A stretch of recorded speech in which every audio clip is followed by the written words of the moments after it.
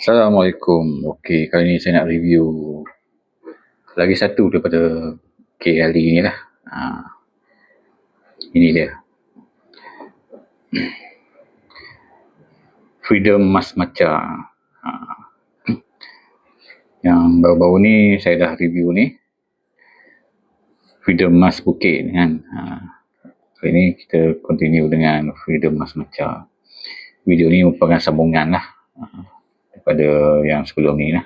Saya buat pada waktu hari yang sama lah.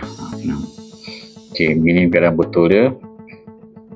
Sebenarnya saya suka botol dia ni. Nampak solid macam batu kan. 10 ml. Kecil je. Okey, macam mana bau dia? Okey, kita test. Kalau perasan dia punya spray ni memang tak berapa best lah. Mungkin untuk 10 ml lah kot. Kalau yang versi botol penuh mungkin cantik sikit lah kan. Okay, saya ambil bau sikit. Sebenarnya saya dah bau lah sebelum ni. Saya cuba untuk menghayatinya lagi lah. Okay lah, first bau tu dia macam bau pandan lah. Bau pandan. Lama-lama tu kita boleh rasa macam rumput yang dipotong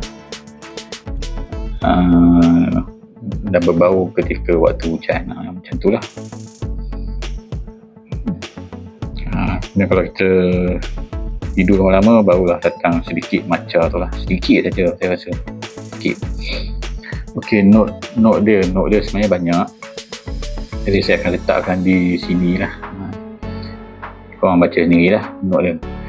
Ada matcha tea, ada mate, ada bergamot, semua tu kan dalam first note dia. Lepas tu dia ada sandalwood kalau tak salah pada note yang ketiga tu lah, base note dia. Okey, apa perasaan saya dengan KLA ni lah, KLA Mas Matcha. Pada saya bau dia unik. Itu saja point dia, unik. Yang lain-lain tu biasa-biasa lah. Saya dah try dah. Saya rasa projection bau dia tak jauh, dekat saja. Longevity pun saya tak berapa nak confident sangat lah, tahan lama kan. Jadi kena sentiasa spray lah.